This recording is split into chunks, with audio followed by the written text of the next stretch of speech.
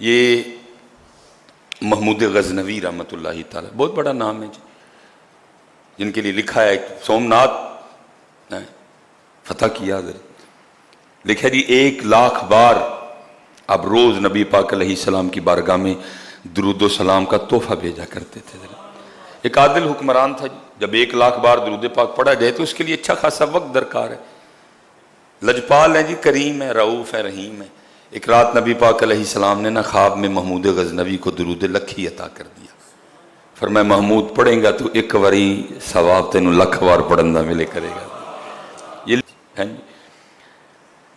آپ کے لیے لکھا ہے کہ کسی کو آپ کے انتقال کر جانے کے بعد خواب میں زیارت ہوئی، اس نے پوچھا محمود کیا بنی؟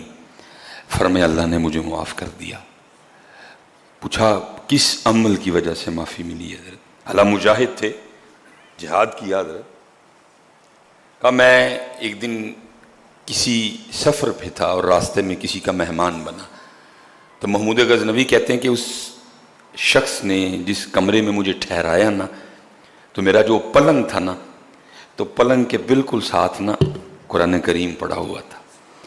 تو محمود کہتے ہیں کہ جب میں اپنے پلنگ پہ لیٹا نا تو دل میں خیال آیا، اوے محمود وہ تیرے پاس رب کا کلام پڑا ہوا ہے، تیرے پاس رب کا کلام پڑا ہوا ہے اور تو سون لگا ہے۔ محمود کہتے ہیں میں قرآن کے ادب میں کہ میرے پاس رب کا کلام پڑا اور میں سو جاؤں، میں سویا نہیں، میں ساری رات تلاوت کرتا رہا، فرمایا اس ادب کی وجہ سے اللہ نے مجھے معاف کر دیا حضرت۔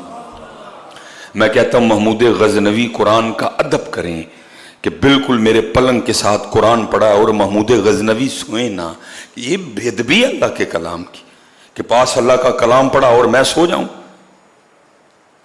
فرمایا میرا یہ ادب کرنا قرآن پاک کا اللہ کو اتنا پسند آیا کہ اللہ نے مجھے معاف کر دیا۔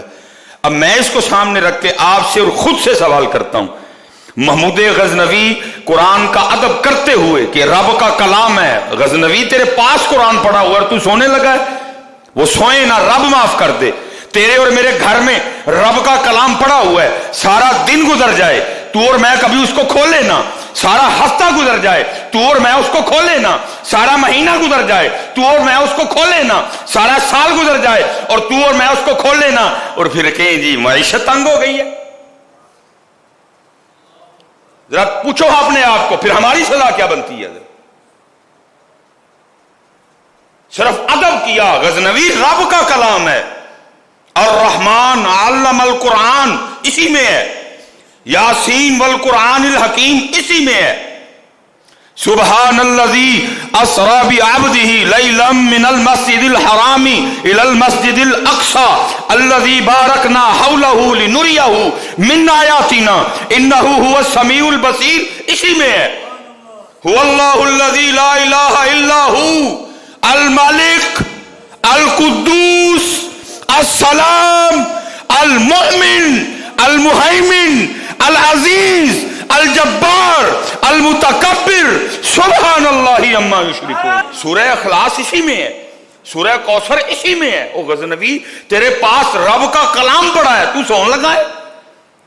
چلو کہیں اوپر پڑا ہوتا بالکل پاس فرماتے رکھا تھا، میں قرآن کے ادب میں ساری رات نہیں سویا اور قرآن پڑھتا رہا، رب نے مجھے معاف کر دیا۔